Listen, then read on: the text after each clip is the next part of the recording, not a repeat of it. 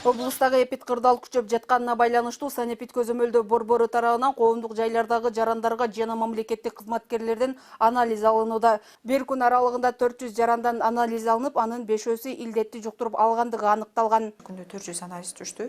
Бул анализдин 300гө жакын анализ самообращение менен кайрылган болсо, ал эми 100дөн ашык учур бул саламаттык сактоо министринин 800-чү буйругу негизинде биз калк арасында эл көп топтолгон жерлерде биз клиникасыз жана бессимптомдой түрлөрүн аныктап, ошолорду дом карантинге алганыбызда бул алдын алуу жолдорунун иш-чаралары болуп калат.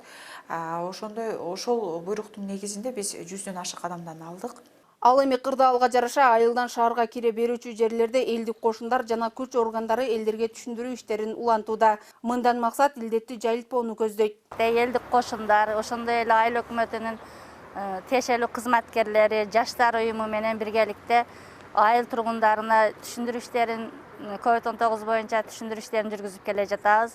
Алардын баягы үй карантининде турган жарандарга ар биринин үйлөрүнө барып, көчөгө чыкпоосуна жана коомдук жайларга, эл чогулган жерлерге барбоосуна түшүндүрүү иштерин жүргүзүп келе жатабыз. Ал эми облус аймагында ооруканаларга бейтаптар жаткырыла баштады. Бүгүнкү күндө ооруканада 63 бейтап дарыланууда. Облус боюнча илдет менен ооруган бейтаптар үчүн жалпысынан 538 орун даярдалууда. Мындан сырткары жерлерде кырдаалга жараша күндүзгү стационарлар ишин баштады.